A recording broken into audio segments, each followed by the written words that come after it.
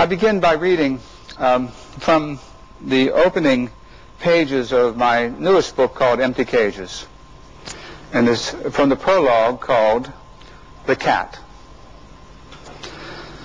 A few years ago, the home box office network aired a program entitled To Love or Kill, Man versus Animals.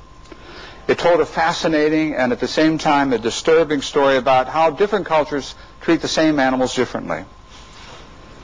One especially chilling segment took viewers out to dinner in a small Chinese village.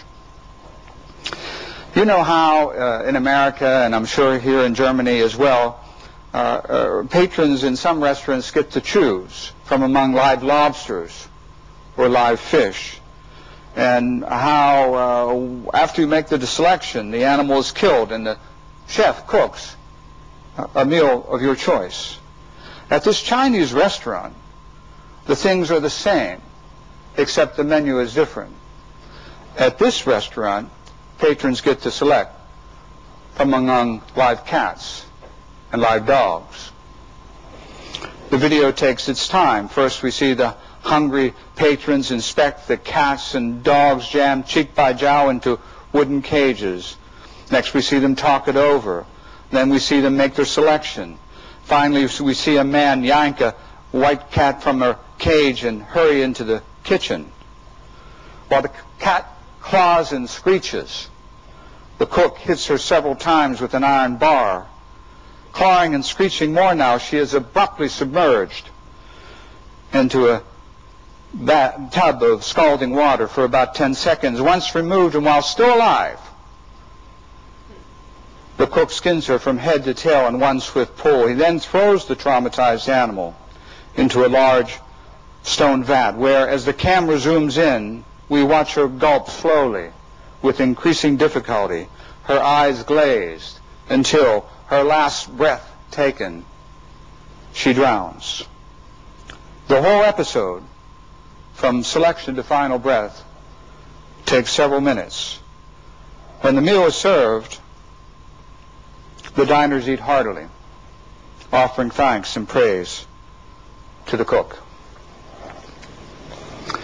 So this is several years ago when I saw this for the first time. And I'll read my response to my reaction to that. I cannot ever remember being so stunned in all my life with what I had seen. I was literally speechless. Like many Americans, many Germans, I already knew that some people in China, Korea, and other countries eat cat and eat dog. The video didn't teach me any new fact about dietary customs. What was new for me, what pushed me back in my chair, was seeing how this is done, seeing the process, watching the awful shock and suffering of the cat was devastating.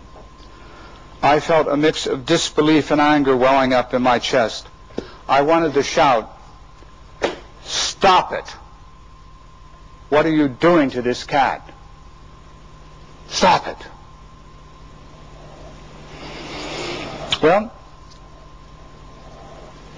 unless I'm mistaken, I think everybody in this room shares with me this common core of compassion. Every one of us in this room, if we were to see something like this happening to a cat, we would want to oppose it. We would want to intervene. We would want to help the cat. We would want to stop what was being done to the cat.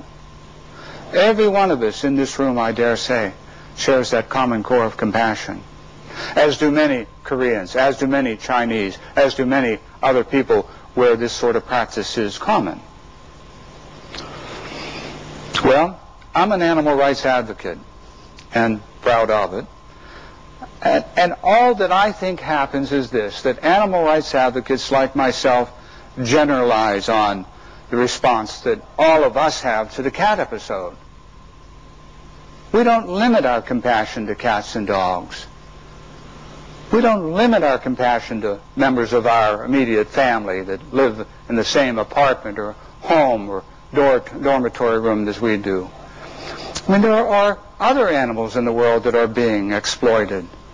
There are 50 billion animals that are slaughtered every year in the world for consumption, just like that cat was. And that works out, I mean, if my math is right, it works out to incredible figures, somewhere in the neighborhood of 80,000 a minute are being slaughtered for food. And so, as animal rights advocates, what we want to do is, what we're saying is, we oppose what's being done to these animals. The major industries, animal abusing industries that turn animals into food, turn them into clothes, turn them into performers, turn them into competitors, turn them into tools. As animal rights advocates, we oppose what's being done to these animals. As animal rights advocates, we want to intervene. As animal rights advocates, we want to help. And as animal rights advocates, by God, we want to stop what's being done to animals. Thank you. But that is what it is to be an animal rights advocate. It's to say the same thing that we all feel about that cat. The same compassion, the same sense of urgency, the same sense of the determination to help, to intervene, to stop that we feel in the case of that cat or a dog. We feel in the case of hogs and chickens and porpoises and whales and the other animals that are being exploited. Now you have to wonder, how did we get this way? Because the one thing we know is there aren't that many of us. There maybe are 1% or 2% of the American population, for example, that's vegetarian, a lesser percent that's vegan. And a great percentage of the 1% or 2% that are vegetarians for stomach reasons, for their health. You know, not a high-fat, high cholesterol diet. They don't care about animal rights. They care about their health. And other people who are vegetarians are not particularly interested in animals. They're concerned about the environment, the devastation that occurs to the environment in order to feed the 50 billion animals that are slaughtered.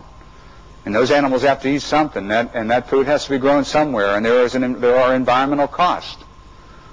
And so some of the 1% to 2% are vegetarians or vegans because of environmental reasons. But animal rights or vegans for animal rights reasons. And as I say, you have to wonder, how did we get this way? And I think after more than 30 years, Nancy and I, more than 30 years of activism and animal rights advocacy, I don't think there's a single one answer. No, there's not a one-size-fits-all answer. I think there are at least 3 different paths that people take to end up where Nancy and I are, where other animal rights advocates are. Where, as I say, what we want to do is not simply protect that cat, we want to protect the 50 billion. Some are Da Vincians, I call them.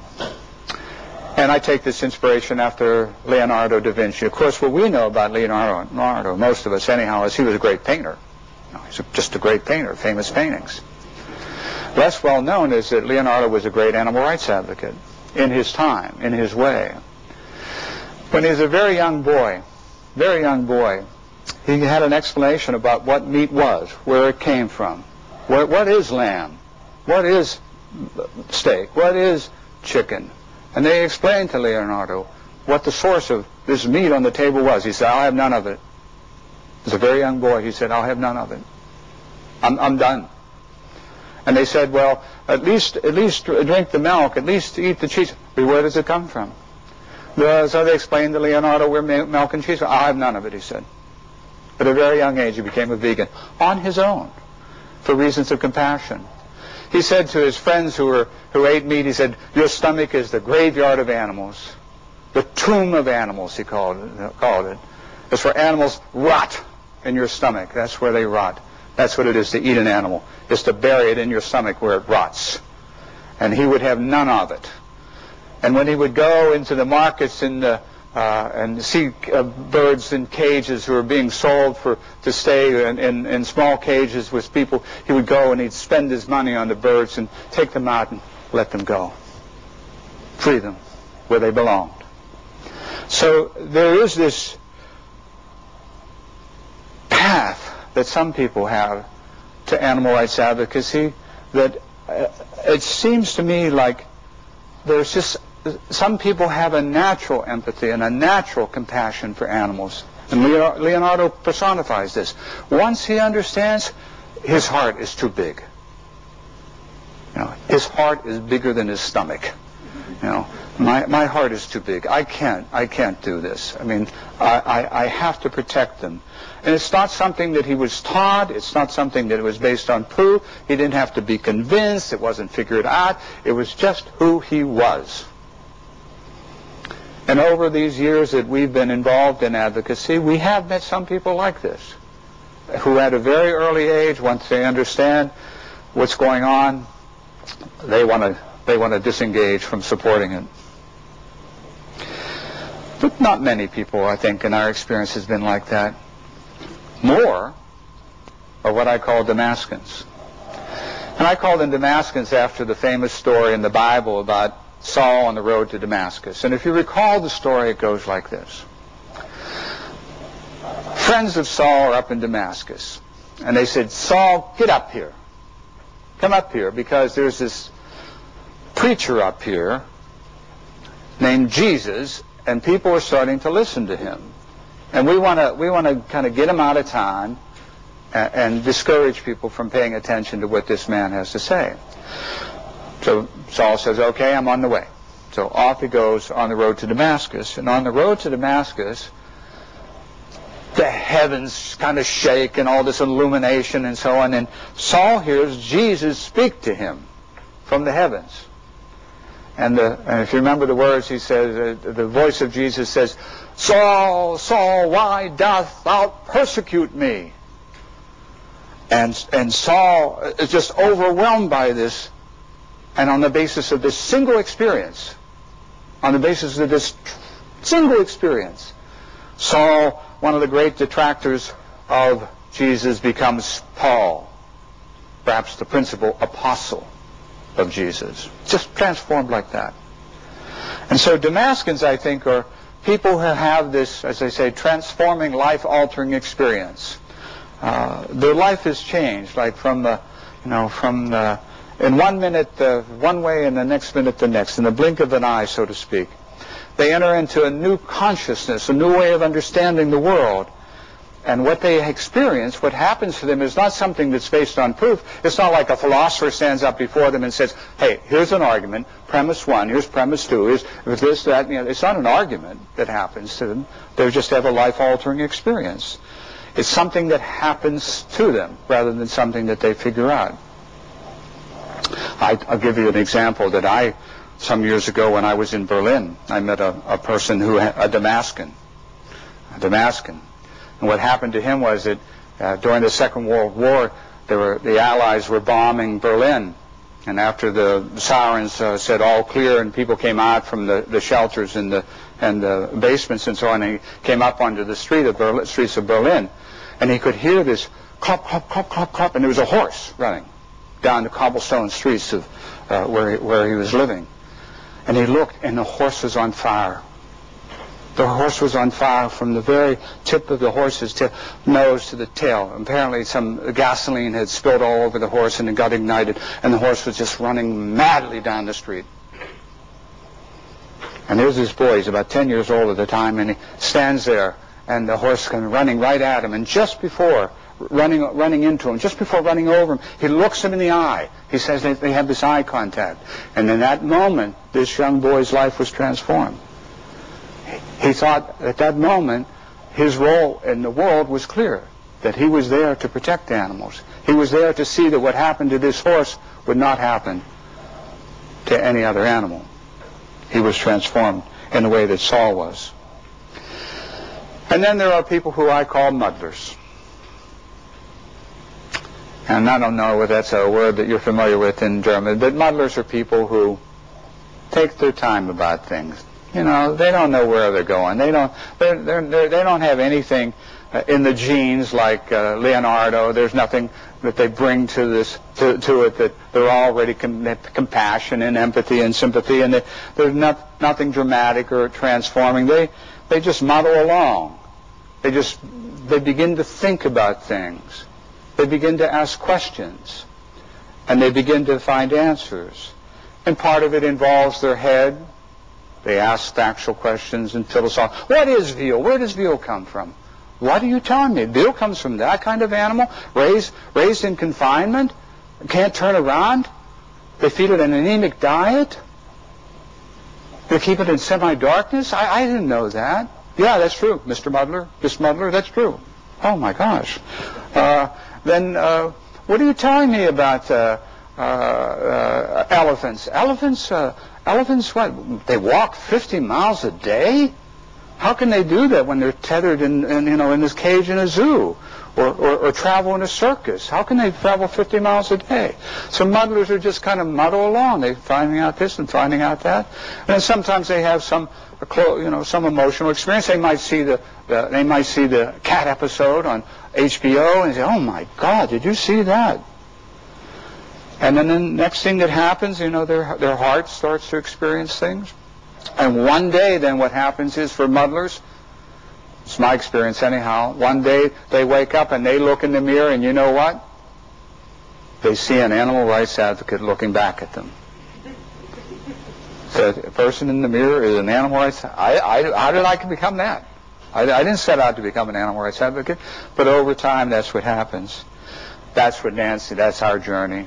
We were not Da Vincians, we were not Damascus. We were just muddlers, just muddled along till we got to where we are. And so I'm assuming that most of you folks are muddlers, just because that's been our experience. And so for us, there is a question to ask, and that is the question, do animals have rights? And it's a very important philosophical question. And what we know is that whatever the answer is, we're not going to find it in the media. In America, here's what happens. The media loves a plane crash. If a plane crashes, the media will be there. There's a story. When you have a safe landing, that's not a story. When Nancy and I got in the train to Heidelberg and got off safely, you know what? There was no media there. There wasn't a newspaper person. There wasn't any video camera. They weren't covering it because it wasn't a story.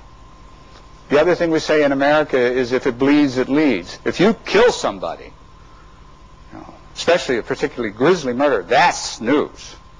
But if you help somebody, that's not news. I got to tell you, if I got naked and ran through the streets of Heidelberg and said, free the animals, free the animals, free the animals, I'd get media coverage, that's for sure. But here, any media here? Well, that's just the way it works. But we're not going to find answers in the media. We're not going to find it in opinion polls where we say, what's the percentage of people who believe in animal rights? What's the percentage of people who think that animals shouldn't be used in cosmetic testing? What's the percentage of people who think that elephants shouldn't be in circuses or that porpoises shouldn't be on marine mammal display? Well, all that tells us is what people think. It doesn't tell us whether what people think is true, is reasonable, well-grounded, well thought out. It doesn't tell us anything like that. And we're certainly not going to find the answer to the question about animal rights by saying, well, we've never recognized animal rights here in Heidelberg. Never. No, so that settles that. That's not going to settle the issue. Now, if our unexamined traditions settled issues, women would still not vote. Women would still not own property. Women would still not be able to file for divorce. Women would still not be find a place at the table of education. If we simply accepted uncritically traditions. We don't believe that for a moment in other categories. Why should we believe it when it comes to the question about animal rights? It's only, I think, the only way you and I personally will find the answer that we can embrace is by thinking independently. Independent of media, independent of the polls, independently of our cultural traditions. And that is the invitation of philosophy. Philosophy's invitation asks us to think for ourselves. Such a subject, think about it. When I took chemistry and I walked into chemistry, and my chemistry professors didn't say, the first thing I know, most important thing for you is to think for yourself. The first thing the chemistry professor said is, learn this, know this, drill, drill, drill. When I walked into physics and calculus and biology and history, they didn't say, you're here to think for yourself. They never said anything remotely like that. They said, learn this, do the, like that. But philosophy, what's the subject? It says, Think for yourself. Think for yourself. But, as I say, aber, think for yourself. But you have to be logical when you do this. You can't just say x equals y and y equals z, but x doesn't equal z. No, you can't. You have to be logical when we do our thinking, and we have to be factually informed, and we have to free ourselves from prejudice. There are some requirements. It's just not sitting around over beer, waxing poetic. We have to try to satisfy some requirements. And so, my most fundamental reason for being here is not to try to persuade anybody that animals have rights. I don't think I have that power. There are evangelists in the United States that go around and they give these talks. That they're going to convert you to this particular position. You're going to come forward and say, "Oh, I believe." I'm not an evangelist. I'm not here to convert people. What I am here is to extend the invitation of philosophy. And that is, as I say, to think independently, to think hard, logically, factually informed, freeing ourselves from prejudice. So, when we say that animals have rights, we actually mean something by that. It actually has a content. It's not just saying, I like animals a lot. No, when I say animals have rights, we actually are trying to say something when we say that animals have rights. And to understand what we're trying to say when we say animals have rights, obviously the best way to go is to find out, well, what do we mean when we say that human beings have rights? Because people have been thinking about human beings having rights for thousands of years, and people have been thinking about animals having rights for several decades, maybe. So we have a lot to learn from people who have gone before us. We can stand on the shoulders of our predecessors and have a better idea, see the things more clearly. And I'm talking here, of course, about moral rights. Legal rights are a different matter. Legal rights are questions of legislatures or despots or something. Here I'm talking about the whole idea of moral standing. And what we need to understand is that in our case, when you and I invoke our rights, what we're saying is, look, we deserve to be protected.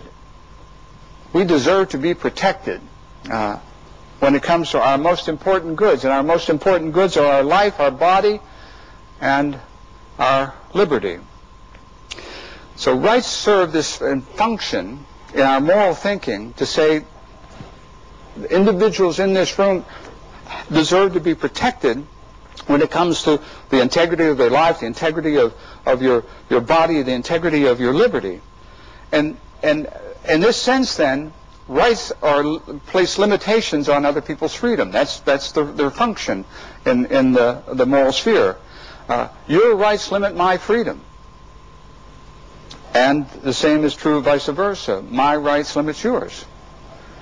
And so in this sense, we can think of rights as it were, like invisible no trespassing signs. And what I'm saying here is then something like this, see, you may want to, but morally you're not free to invade my body. You may want to, but morally you're not free to injure me, or to crush my organs, or to blind me, or to break my arms. You're not free to invade my body. It's already occupied. In case you haven't noticed, there's somebody here. This body belongs to somebody. No trespassing. And when it comes to my life, again, you're not at liberty to take it. It's not yours. It happens to belong to somebody. It's mine. And the same in your case, too. I'm not at liberty to take yours. Or yours. And the same is true when it comes to freedom. You are not at liberty to take my freedom. And I'm not at liberty to take your freedom when it comes to morality. So the first thing about rights is it places limits on the freedom of others. The second is that rights take priority over other important moral considerations. When we invoke our rights, we're invoking what I think is the most powerful consideration when it comes to thinking morally. And the best way I have of trying to illustrate what this means is to use an example from a card game. We were talking about this earlier. And this is a game that you're probably not familiar with, but this is a game called bridge. So let me give you this example. We're playing a card game called bridge, and in this particular hand, diamonds are trump. Play the queen of spades. Rainer plays the king of spades. You play the ace of spades. It's my turn to play. 4 players. I don't have any spades, but diamonds are trump in this particular hand that we're playing, and I do have the 2 of diamonds. In the game of bridge, trumps are so powerful, such a powerful card, that the 2 of diamonds beats the queen of spades. It beats the king of spades. It even beats the ace of spades. That's how powerful the trump suit is in the game of bridge. Well, if we think about morality as a game, we say, well, what are some of the cards that are played in this game? Well, there's social custom, obviously, and there's personal gain, there's the public good, and then there are the rights of the individuals. Here's what we're saying then, where we say that rights are trump. Let's take social custom as our example. What we're saying is this. You can't justify violating the rights of Anna. Okay? You can't justify violating your rights because the rest of the people in the room are going to benefit. We're not justified in breaking your leg or, pulling your eyes out or throwing you in prison or taking your life because the rest of us are going to benefit. I'll give you a historical example. In the United States in the 1940s, and this research went on for more than 30 years, funded by the United States government, there were roughly 400 black migrant workers who were told that they had bad blood. And they were given not any cure for their bad blood. They were given a sugar pill. What they had was syphilis. You're familiar with that idea, the disease syphilis? What they had was syphilis. And what the purpose of the research was not to help them, not to cure them, not to benefit them. The purpose of it was to find out what happened if they didn't receive medical treatment. The purpose of it was to see how long it took them to die. The purpose was to see what the complications were. And for 30 years, the federal government, the United States of America, the federal government funded this research. Now, no serious advocate of human rights, and I count myself among those people, would approve of this research. And you say, well, why? Why? Look, the social, the public good, all these benefits for society. Look at all these future generations of syphilis sufferers, how they benefited from this research. No. Not if you're an advocate of human rights. The violation of the rights of the individual, trump, are more important. They're the 2 of diamonds against the ace of spades, against the public good. That's what it means when we argue for it. That's what it means when you invoke. That it is what it means when we believe in the rights of the individual.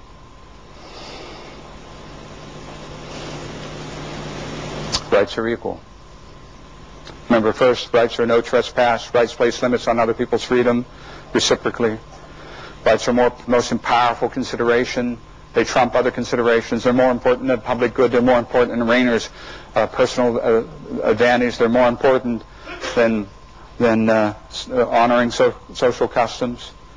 And they are equal. My rights are no greater than yours, and your rights are no greater than mine. When it comes to rights, they are the same. They're equal.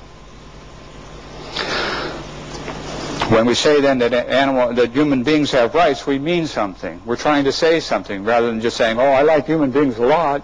That's not what we're saying. We're trying to say, no. Human beings are to be protected. You and I are to be protected. You know more than me know more than you. Against the same sorts of things, against the power of custom, against those who seek their own advantage, against those who want to advance the public good. Well, do any animals have rights? Now we know what we're asking. What we're asking is, do any animals have the same moral status that you and I have? That their life and their freedom and their liberty should be protected. The respect for their life and their liberty and their bodily integrity trumps public good, social custom, personal gain.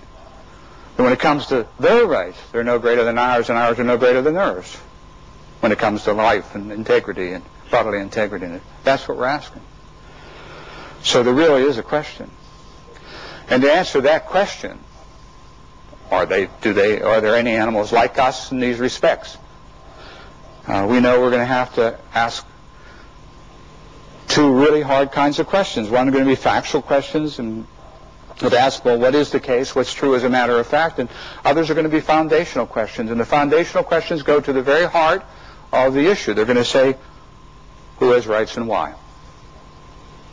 So that question then, do animals have rights, has to be viewed within this context of factual questions and foundational questions. And the main factual questions, I think, are these two. Are any animals like us physically? Kind of look around at them. Is there any important similarity between our bodies and the bodies of other animals? And then the second question is, are any animals like us mentally? See, because if it were the case, and it's certainly possible, there's a possible world, see, where, we'd walk around, we'd kind of look at our physiology and look at our anatomy and say, there's not another single animal in the world that's like us physically. That's certainly possible. Possible world. And so, it's possible. And similarly, it could be the case that you go around and you actually look and you think about this as hard as you can, and you say, there's not another single animal that's like us mentally. Not in any respect. It's possible. If that's true, see, then the argument for animal rights really gets pretty weak. If that were true, it'd be like trying to say, chalk has rights. Chalk has rights. You say, well, it's not like us physically. That's okay. That's okay. It still has rights. It's a pretty weak argument. I mean, it's not like us in any respect. It's hard to see how they have rights because we have rights. But see, the closer you find a resemblance between the physical makeup of other animals and the mental makeup of other animals, it's going to be harder and harder to say we've got rights and they don't. So these questions, I think, are where the action is. And so we say physically, look around. Remember, we're going to be unprejudiced. We're going to kind of open our eyes, look around and say, are there any animals like us? They have sense organs. Any have a central nervous system? They have a brain. Well, mammals and birds do. Last I checked. I don't mean to be an expert. I don't think I'm an expert when it comes to biology and other sorts of things, but the last I checked, these animals are fundamentally like us when it comes to their physical and anatomical makeup. And others are saying, well, fish. What about fish? Maybe. That certainly, maybe it's worth thinking about. What I'm saying here, see, is that there is this kind of striking similarity. Of course, as you know, that Darwin saw more than 100 years ago. You say, well, what about mentally? Are any animals like us mentally? And it certainly is possible that they're not. It could be that when you look at the mind of other animals, there's nothing there. It's just an absolute empty glass. There's nothing going on. That cat and dog you share your life with at home, you go back, you go home, open the door, they jump up and down, nothing is going on behind those eyes. They're not aware of anything, they don't care about anything, they don't like anything, they don't remember anything. It's certainly possible.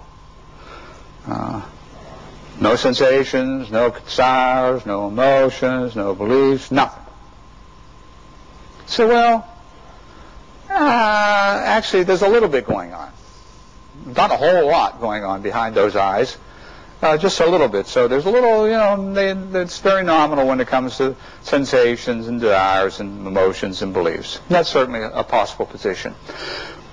But unless I miss my guess, you go back and think about that cat and that episode, the cat episode, and we try to think about that cat, we're going to say, no.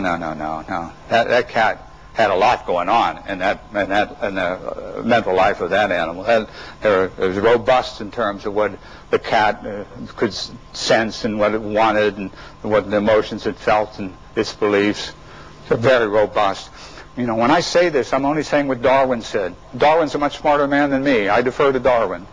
And when you read what Darwin says, and he studies the behavior of other animals, as he says, with an unprejudiced eye, with an unbiased eye, what he says is, These animals remember and they expect and they plan and they intend and they like and dislike and they fear. They're complicated psychological creatures. They're what I call subjects of a life. They're somebody, not something. They have a biography, not simply a biology. There's something really going on there. They're living beings who are in the world, aware of what happens to them, and what happens to them matters to them, because it makes a difference to the quality of their life as they experience it. Whether I care about it or not, whether you care about it or not, or whether anybody cares about it or not. What happened to that cat mattered to that cat. It made a difference to what it was like to be that cat in the world.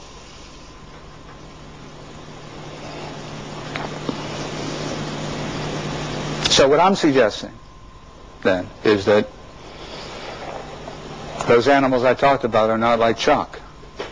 They resemble us physically, anatomically. They resemble us psychologically, mentally. It may be hard for us to see that because our culture doesn't encourage it. But that's what I think the truth of the matter lies, They are some bodies, not some things. Foundational question, who has rights and why? Really hard questions. Philosophers, as I said, have been debating this for a long time.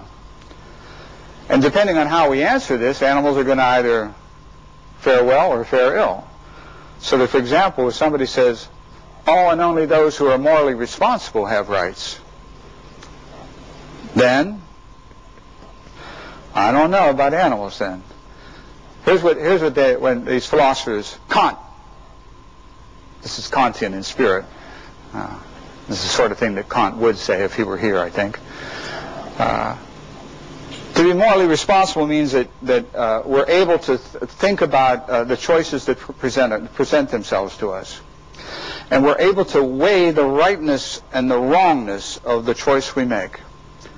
And then without being coerced by anyone else, we personally, individually, choose to behave as we do. And if we choose to do the right thing, well, then we deserve some praise. And if we choose to do the wrong thing, then we deserve some blame. Because, after all, we're the one who made the choice. So, for example, if the question was,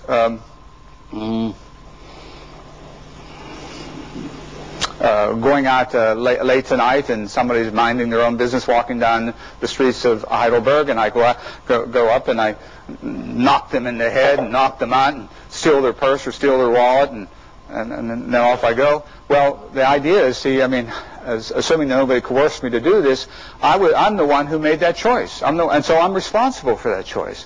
I bear the burden of that choice. And I hopefully somebody will find out about it, blame me, punish me for that choice. All entirely appropriate. But when we think about cats and dogs and porpoises and coyotes and chickens and turkeys, it's really hard to think of them as being morally responsible for anything they do. Here's a turkey walking around. You just say, well, have you thought about the rightness or wrongness of what you've been doing? Huh?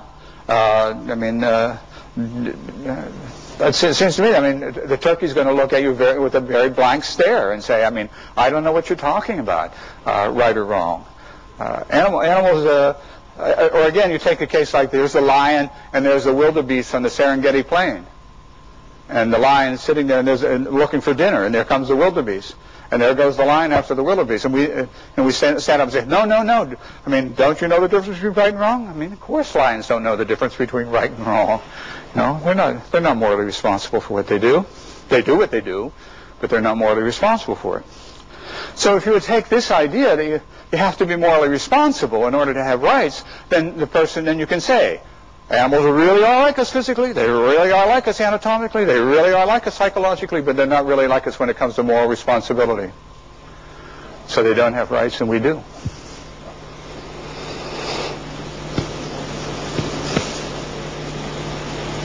So, if that's true, remember, then they don't have the protections against, their body is not protected morally, their life is not protected, their liberty is not protected, so we would not do anything wrong in principle. Anyhow, if we took their life, injured their body, stole their freedom. There's just this little problem.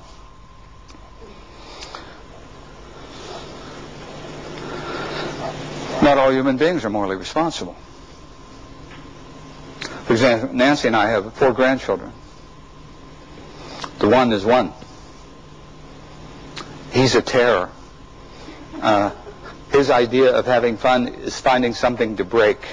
He gets his hands on things. He wants to break them, including his sister. He wants to break. That's his idea of fun. And so we're kind of no. But see, the point is that this little fellow doesn't sit around. He doesn't understand right, wrong, blameworthy, praiseworthy. He doesn't have the foggiest idea about moral responsibility. Not the foggiest idea. So do we say, oh, well, then we're not limited. We can injure his body. We can take his life as we please? No, we don't say that. What we do say is, by God, that young boy has rights even though he's not morally responsible. Don't we say that? That's what I think we say. But then, see, if we're going to be logical, which is what philosophy says, then we can't say that young boy has rights even though he's not morally responsible. Then we can't say, but lions and tigers and bears don't have rights because they're not morally responsible. That's inconsistent. We're being inconsistent. We're having one standard for human beings, another standard for animals. That's not consistent. That's not logical. Somebody said, well, they have to be self-aware. Yes, cats and dogs and porpoises and elephants are in the world, aware of the world, aware what happens matters to them, but they don't know they're in the world. They're not aware of being in the world. And then in particular, what a lot of philosophers say, and therefore they don't know they're going to die. You have to know you're in the world in order to know you're going to leave the world. And since they don't know they're in the world, they don't know they're going to leave the world. They don't know they're going to die. They have no idea about being dead. And that's why, even though they're like us physically and anatomically, we have rights and they don't. Where's my grandson? He doesn't have the foggiest idea that he's in the world. He has no idea he's going to die someday. And so do we say, well, then he's not protected when it comes to his body or his freedom or his life? We don't. We say, no. He has the same rights as you do, same rights as I do. And then they're equal, we say. We really do say that. We insist upon it, in fact. But then we can't be logical. We say, oh, well, my grandson doesn't have to be self-aware in order to have rights, but by God, chickens have to be self-aware in order to have rights. We don't say that if we're going to be logical, which is, again, one of the requirements. I don't know how philosophers got to say this, but they do. They say, in order to have rights, you have to be able to use language. I'm not kidding you. They do say this. And then they say, all those animals I've been talking about don't speak English. They don't even speak German. And they say, and therefore, we have rights and they don't have rights. And I can only tell you that it seems to me to be such a bizarre idea that you have to be able to speak a language in order to have rights. It seems like there's no logical connection between the two. I can see why you have to be able to speak in order to do crossword puzzles or something. But the idea that you have to be able to speak a language in order to have rights just doesn't make any sense to me at all. And so I'm not going to belabor the point. And then people say, oh, well, here's the difference. Here is the difference. Yes, they are like us physically. Yes, they are like us, in physiology and anatomically. Yes, they are like us psychologically. Yes, they are somebody, not something. Yes, they have a biography, not just a biology. But they don't have a soul. And it just so happens that we all do. It's so convenient, isn't it? We all do. We all do. And so there's our grandson. He's got one too. Now we found the difference. Why he has rights and we have rights and they don't have rights. Well, I hope I have a soul. I think it would be a very nice thing. I really do hope I have a soul. I've always thought this. Because, it would be so interesting, wouldn't it, after our body dies, that somehow or other we go on living? That's really an exciting prospect. I'm voting in favor of that. I hope that's true. I hope it's true for you, too. It would be nice. But see, I just can't see, again, any logical connection between what's going to happen to me after I die. After I die, because I have an immortal soul, I'm going to continue to live, and my moral status now, before I die. I just don't see how the one has any logical bearing on the other. Plus, notice this, and this is an idea I don't take credit for. It's the idea of C.S. Lewis. C.S. Lewis, very famous 20th century Christian theologian. Anybody know that name? C.S. Lewis? Okay. C.S. Lewis argues this way. He says, you know, I actually think that we have souls and animals don't have souls. And so after we die, there's a future life for us, and after they die, there is no future life. And then he says, which is really interesting, precisely because that's true, we have to make sure that we don't injure their body unnecessarily and don't take their life unnecessarily and don't deny their freedom unnecessarily, because the bad things that happen to them in this life can't be made up for them in some future life because they don't have one. See, he actually turns the idea right on its head. Rather than their lacking souls giving us a blank check to exploit them, oh no, it's just the opposite. Because they don't have souls, our fundamental obligation is to protect them. Protect them. Not eat them, not wear them, not experiment on them. Help that cat. That's what Lewis would say.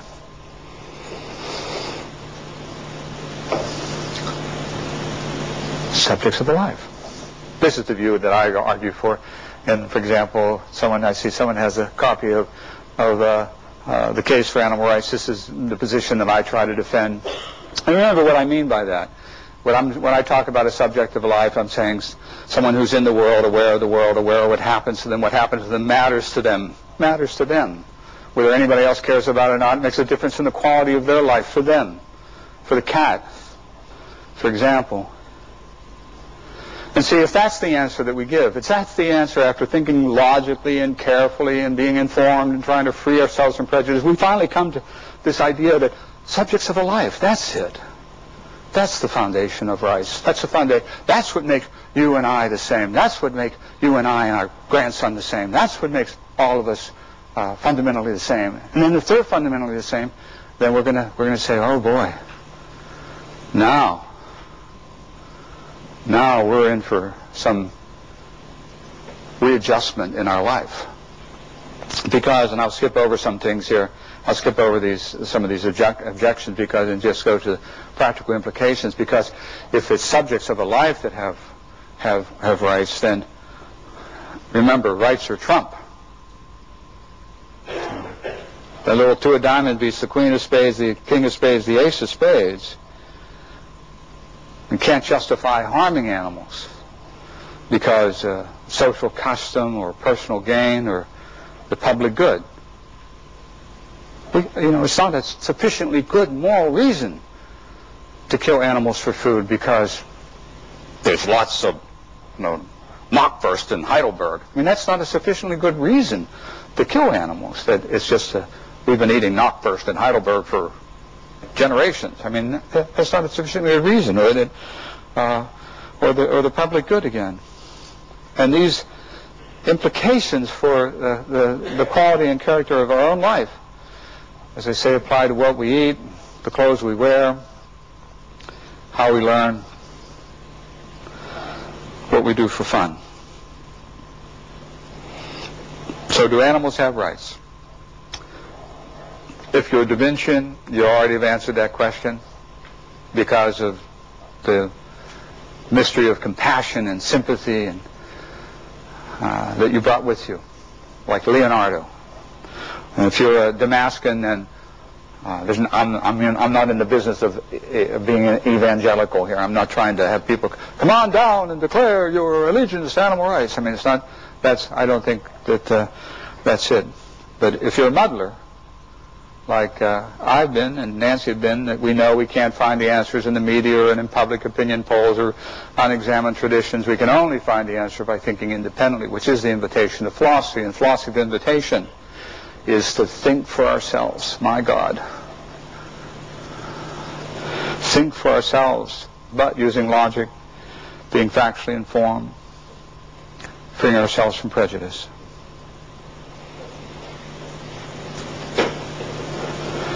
And as I said before at the very outset, and I'll conclude by saying this again, thanking you for your gift of time, that the fundamental purpose of my remarks has been to extend that invitation.